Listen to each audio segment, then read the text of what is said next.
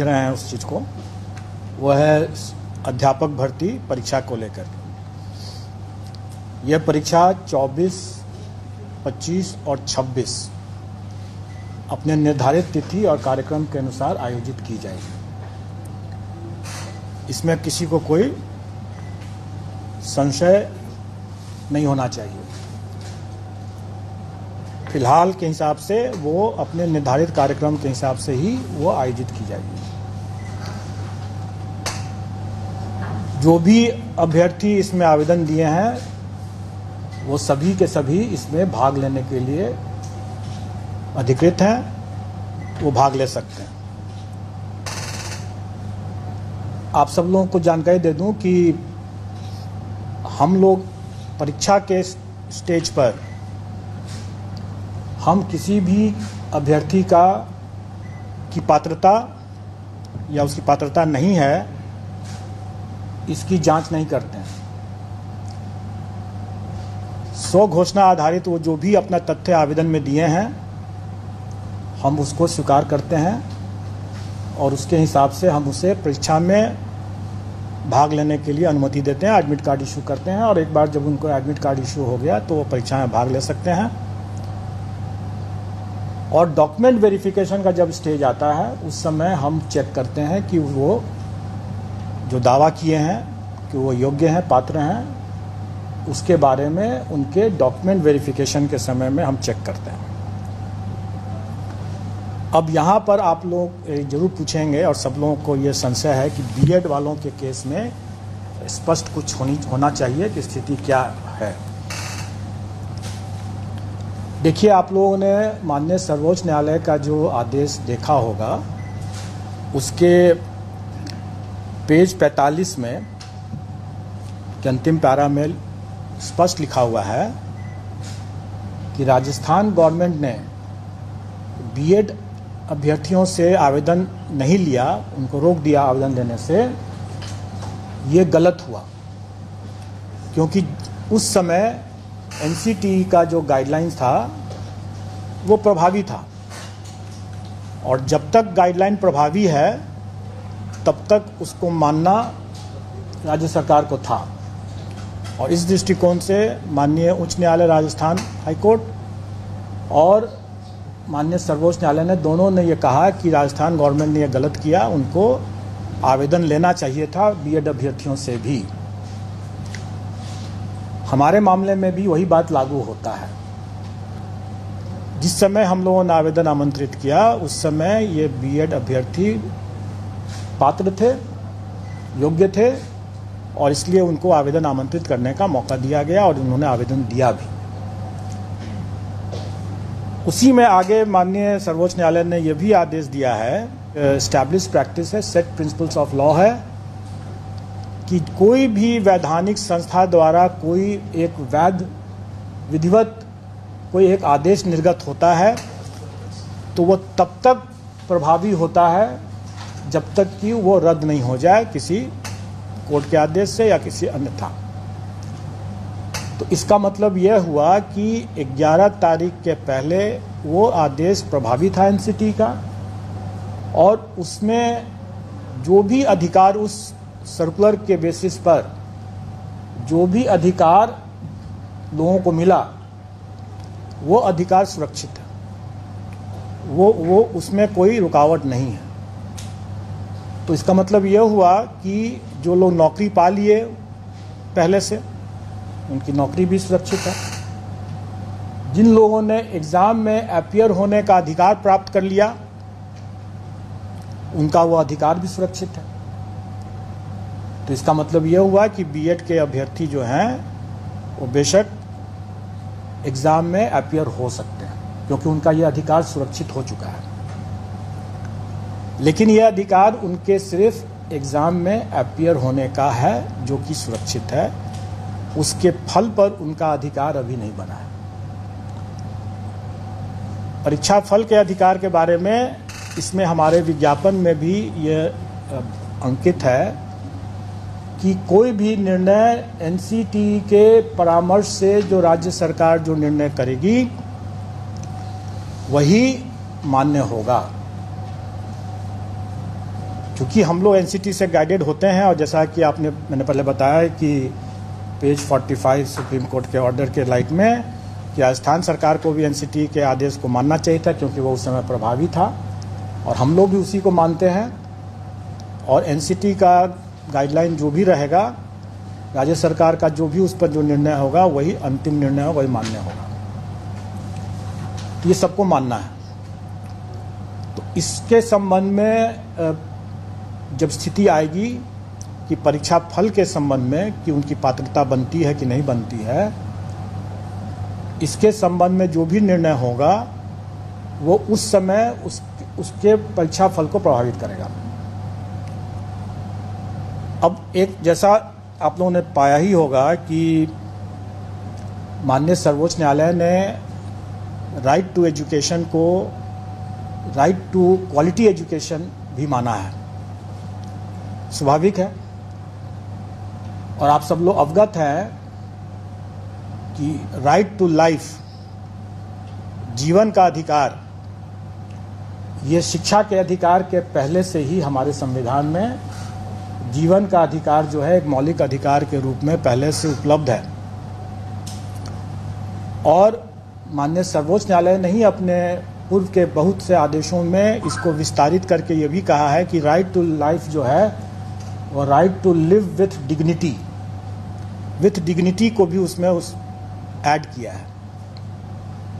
और ये अधिकार जो मौलिक अधिकार है जो कि राइट टू एजुकेशन के पहले से है।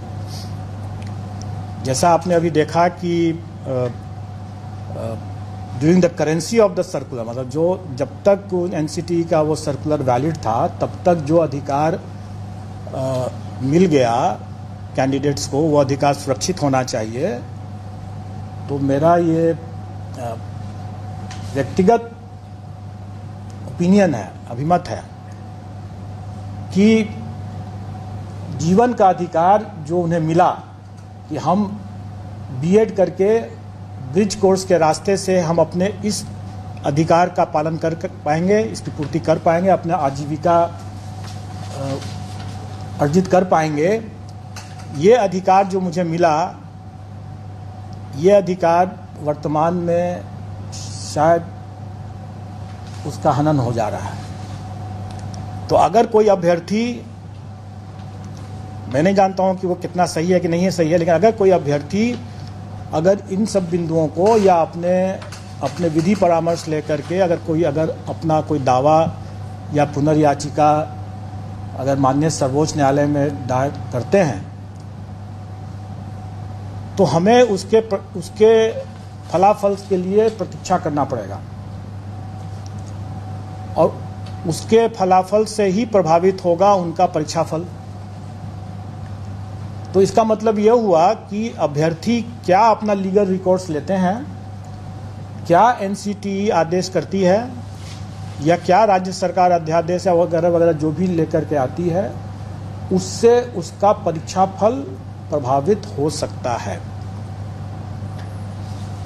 और हम उसका बिल्कुल अनुपालन करेंगे।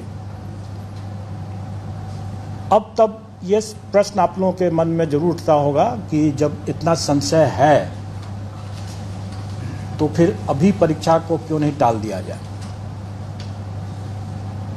स्वाभाविक है, ये सबके मन में ये सवाल उठेगा, और इसका उत्तर भी माननीय सर्वोच्च न्यायालय के इसी आदेश में छुपा हुआ है। माननीय सर्वोच्च न्यायालय ने ये अपने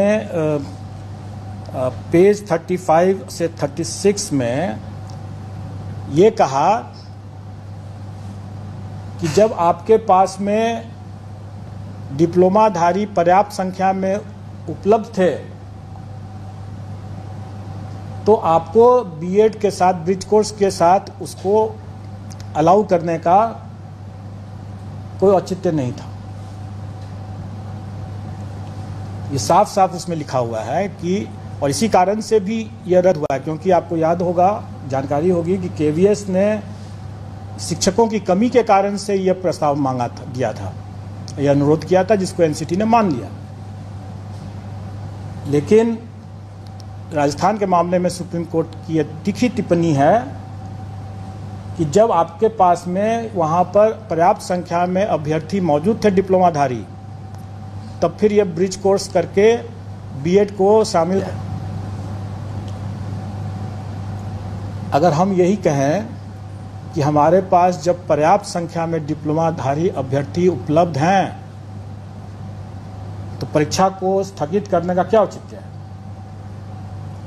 तब तो क्या हम ये ये माननीय न्यायालय का मानना नहीं माना जाएगा कि हम जानबूझ करके, जबकि माननीय सर्वोच्च न्यायालय ने कह दिया साफ साफ कि आपके बीएड अभ्यर्थी नहीं एलिजिबल है इसके लिए, तब उनके लिए आपकी प्रतीक्षा रहते हुए आपने डिप्लोमाधारी के अधिकार का क्यों हनन किया? इसलिए हम डिप्लोमाधारी के अधिकार का हनन नहीं करेंगे, माननीय सर्वोच्च न्यायालय के अवमानना का भागी नहीं बनेंगे। माननीय सर्वोच्च न्यायालय ने जिस तीखी टिप्पणी को अपना आधार बनाया है, हम उसी तीखी टिप्पणी के आलोक में ये कहेंगे कि हम परीक्षा को नहीं टालेंगे। हम डिप्लोमाधारी हमारे पास पर्याप्त संख्या में हैं। 3,80,000 से ज़्यादा हमारे डिप्लोमाधारी प्राथमिक शिक्षक के लिए अभ्यर्थी हैं। कई ऐसे बीएड वाले भी हैं जो कि डिप्लोमा भी प्राप्त किए होंगे, लेकिन उन्होंने शायद अपना बीएड ही लिखा होगा। हमारी वैकेंसी से, रिक्ति से 5 गुना ज़्यादा अभ्यर्थी मौजूद हैं। हम कभी भी इसको इग्नोर नहीं कर सकते हैं, इस तथ्य को, खास करके माननीय सर्वोच्च न्यायालय के इस तीखी टिप्पणी के आलोक में, और हम इसको परीक्षा को कोई पोस्टपोन नहीं करेंगे। तो ये तो बहुत स्पष्ट बात हो गई, और मैंने बता दिया कि बीएड अभ्यर्थी भी भाग ले सकते हैं क्योंकि ये उनका अधिकार सुरक्षित हो चुका था, लेकिन उनका परीक्षा फल प्रभावित होगा उनके खुद अपने लीगल रिकॉर्ड्स को देखते हुए कि वो क्या पुनर्विचार याचिका दायर करते हैं या नहीं करते हैं, या एनसीटी या राज्य सरकार क्या निर्णय लेती है। और जैसा मैंने भी बताया कि ये निर्णय कि वो पात्र हैं या नहीं पात्र हैं, ये हम डॉक्यूमेंट वेरिफिकेशन के समय करते हैं। उसके पहले हम मान के चलते हैं कि जो भी उन्होंने दावा किया है वो सही है, और हम उसके हिसाब से अपना मेरिट लिस्ट बनाते हैं। लेकिन रिजल्ट हम, स्वाभाविक है, रिजल्ट हम तभी डिक्लेयर करेंगे जब वो पात्र होंगे। अगर वो पात्र नहीं होंगे तो हम उनका रिजल्ट डिक्लेयर नहीं करेंगे, और वैसी स्थिति में उनका एक चांस व्यतीत नहीं माना जाएगा। क्योंकि ये भी संशय था लोगों के मन में कि अगर हम एग्ज़ाम दे देते हैं और मेरा एक चांस बेकार चला जाएगा, आप मेरा रिजल्ट नहीं देंगे।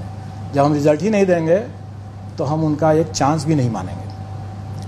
लेकिन ये तब की स्थिति में है जबकि उनको कोई संशय रहता है, जैसे मुझे भी अभी संशय है कि पात्र हैं कि नहीं है, या क्या वो लीगल रिकॉर्ड्स लेते हैं।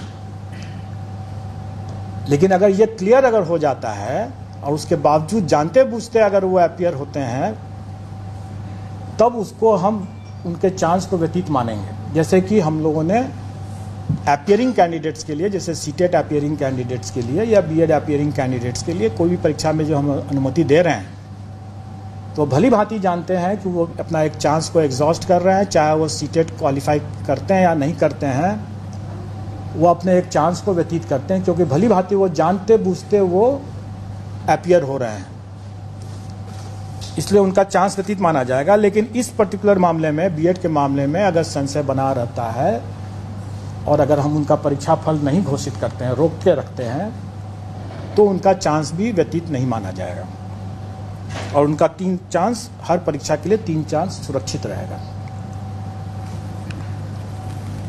ये तो अब मैंने जो बता दिया, जो आए दिन लोग तरह तरह के अटकलबाजी लगाते हैं, और एक तरह से जो अभ्यर्थियों के शुभचिंतक हैं वो बेसिकली रक्षा में हत्या कर रहे हैं, क्योंकि जो उनका मन अगर विचलित है तो परीक्षा में कैसे पढ़ेंगे। स्वाभाविक है। आए दिन हम लोगों के पास में यह भी एक अनुरोध आते रहा है कि भाई ये पहली बार ये परीक्षा हो रही है, इसके क्वेश्चन के पैटर्न, इसके स्टैंडर्ड्स, इन सब चीज़ों का कोई पूर्वोदाहरण नहीं उपलब्ध है। तो हम तैयारी करने में थोड़ी कठिनाई हो रही है, इसलिए इसमें से नेगेटिव मार्किंग को हटा दिया गया। इस पर सरकार का भी अनुरोध है और कमीशन ने इस पर विचार करते हुए नेगेटिव मार्किंग को हटा दिया है। तो जो चूँकि हमारे क्वेश्चन पेपर्स पहले से मुद्रित हो चुके हैं, उसमें लिखा हुआ होगा कि नेगेटिव मार्किंग भी है, लेकिन अभी तक हम लोगों ने, चूँकि इसी उहापोह की स्थिति बनी हुई थी हमारे यहाँ भी कि इसमें नेगेटिव मार्किंग रखा जाए कि नहीं रखा जाए, इसलिए हमने अभी तक बताया भी नहीं था कि कितना नेगेटिव मार्किंग होगा। तो हमारे कमीशन ने विचारपूर्वक निर्णय लिया है कि नेगेटिव मार्किंग इस बार की परीक्षा में पूर्वोदाहरण या दृष्टांत नहीं बनने के शर्त पर इसको इस बार के लिए हटाया गया है। तो इस बार नेगेटिव मार्किंग नहीं रहेगा। दूसरा, इस बार हम लोगों ने परीक्षा के लिए कई व्यापक व्यवस्था किया है। कदाचार मुक्त परीक्षा हो सके, इसके लिए हम लोगों ने बहुत व्यापक व्यवस्था किया है, बाकी और ऑब्जर्वर्स का भी। आप सब लोग अवगत हैं कि 1 घंटा पहले परीक्षा कक्ष में प्रवेश बंद हो जाएगा। बहुत बार लोग इसको कंफ्यूज कर जाते हैं। लोग ये बोलते हैं कि 1 घंटा पहले सेंटर में पहुंचना है। नहीं, 1 घंटा पहले अगर आप सेंटर में पहुंचेंगे तो आप प्रवेश नहीं कर पाएंगे। आपको 1 घंटा से अधिक, मतलब कि 2.5 घंटा से लेकर के 1 घंटा पहले तक में आपको प्रवेश मिल सकता है। आपको उसी के हिसाब से वहाँ पहुँच जाना है और 1 घंटा पहले बंद हो जाएगा प्रवेश। और इस बार कैमरा भी लगा रहेगा, गेट पर भी, कक्ष में भी। तो इसलिए इसका कोई उल्लंघन न करे, ये सब कैमरा के नज़र में रहेगा। हम लोगों ने अपनी पुरानी व्यवस्था के हिसाब से अनसील करना, मतलब कि क्वेश्चन पत्र का जो बॉक्स है वो सीधे पहुंचेगा परीक्षा कक्ष में और अभ्यर्थियों के समक्ष खुलेगा। लेकिन स्वाभाविक है कि वो बॉक्स जो होगा वो एक ही कक्ष में पहुंच पाएगा और वहां से उसके अंदर से सील पैकेट निकले।